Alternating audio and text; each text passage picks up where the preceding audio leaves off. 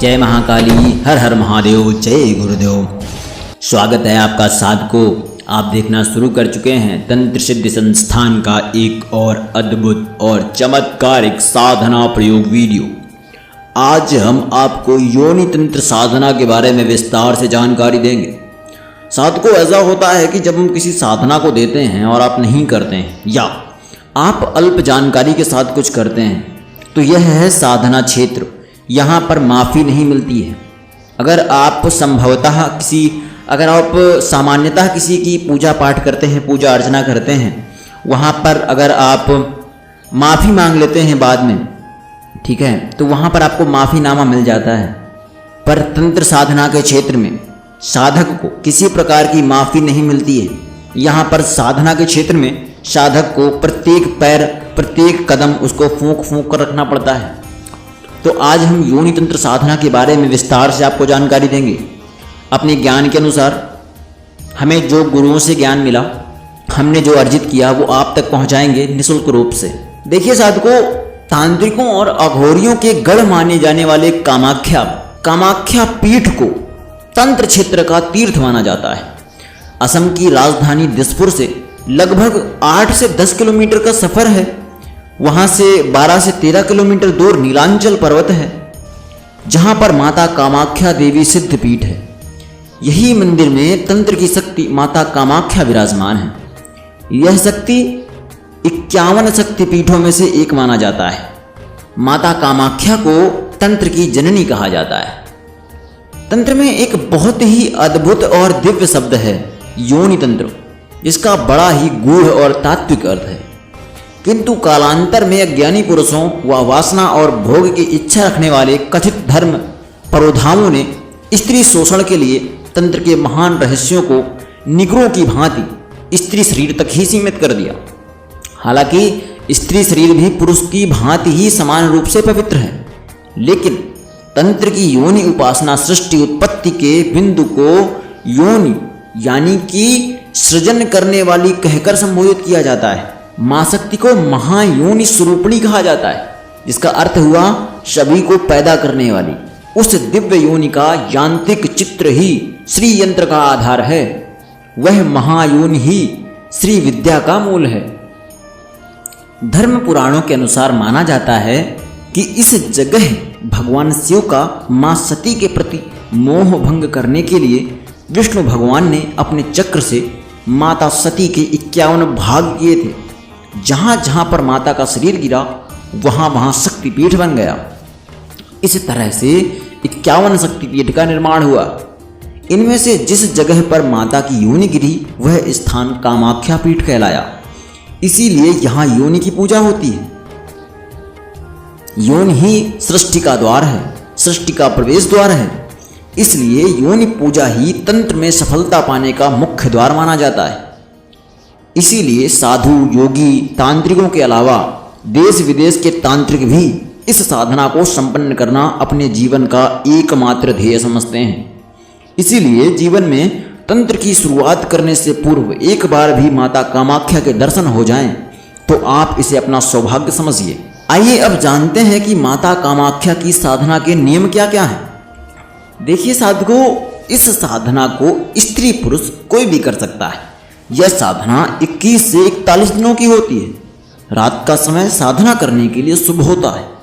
इस साधना को शुरू करने के लिए कामाख्या दीक्षा गुरु से अवश्य लेनी चाहिए।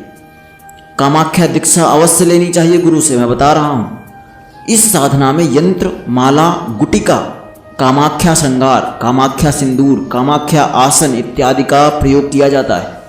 साधना के प्रति व गुरु के प्रति पूर्ण श्रद्धा, अडिग विश्वास होनी चाहिए।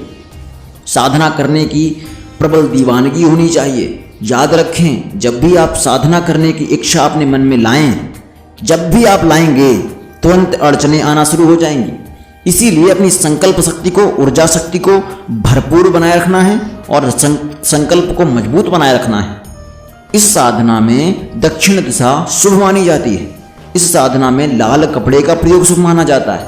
साधना की सभी सामग्री कामाख्या मंत्र से प्राण प्रतिष्ठित होनी अनिवार्य है। अब देखिए साधकों, हम जानते हैं कि माता कामाख्या की साधना के लाभ क्या क्या हैं। देखिए, हर तरह की नज़र दूर हो जाती है। पति का संबंध किसी दूसरी स्त्री से है तो वह वापस आने की प्रबल संभावना बढ़ जाती है। तंत्र के नकारात्मक प्रभाव दूर होने लगते हैं। मनपसंद वर की प्राप्ति हो जाती है। उसके लिए साधना अति आवश्यक है। परिवार के क्लेश खत्म होने लगते हैं। वैवाहिक जीवन सुखमय हो जाता है। पति पत्नी एक दूसरे से हमेशा वफादार रहते हैं। बड़े से बड़े तांत्रिक प्रभाव को भी इस साधना के द्वारा नष्ट किया जा सकता है। शत्रु अपने षड्यंत्र में कामयाब नहीं होते हैं। घर में सुख शांति लौट आती है। व्यापार तथा दुकान धंधे में की गई तंत्र बाधा स्वतः ही समाप्त हो जाती है। आप इस साधना के द्वारा जरूरतमंद व्यक्ति की मदद भी कर सकते हैं।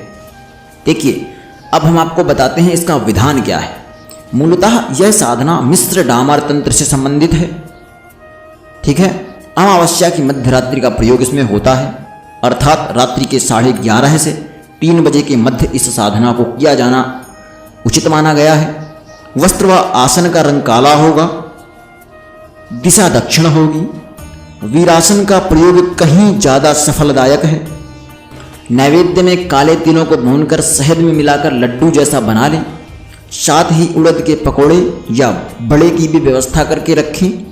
एक पत्तल के दोनों में या मिट्टी के दोने में रख दें।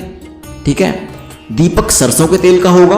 बाजोट पर काला ही वस्त्र बिछेगा और उस पर मिट्टी का पात्र स्थापित करना है, जिसके ऊपर आपको यंत्र का निर्माण करना है। जहाँ पर यंत्र का निर्माण होगा, रात्रि में स्नान कर साधना कक्ष में आसन पर बैठ जाएं। गुरु पूजन करें, गणपति पूजन करें, भैरव पूजन करके संपन्न कर लें। रक्षा विधान हेतु सदगुरुदेव के कवच का 11 पाठ अनिवार्य रूप से कर लें। सदगुरुदेव कवच आपके गुरु से प्राप्त होगा। ठीक है, इसलिए गुरु बहुत आवश्यक है साधना में।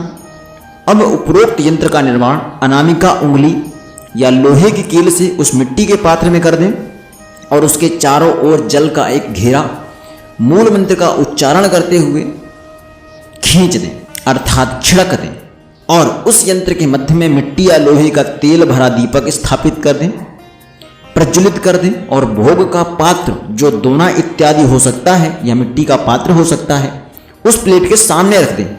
अब काले हकीक या रुद्राक्ष से 5 माला मंत्र जाप संपन्न करें।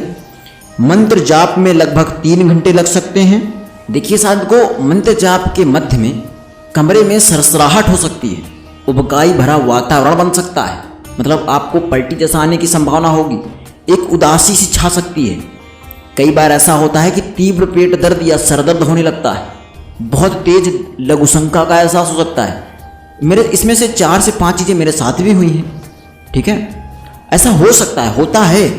दरवाजे या खिड़की पर, दरवाजे या खिड़की पर तीव्र पत्तों के गिरने का स्वर सुनाई दे सकता है।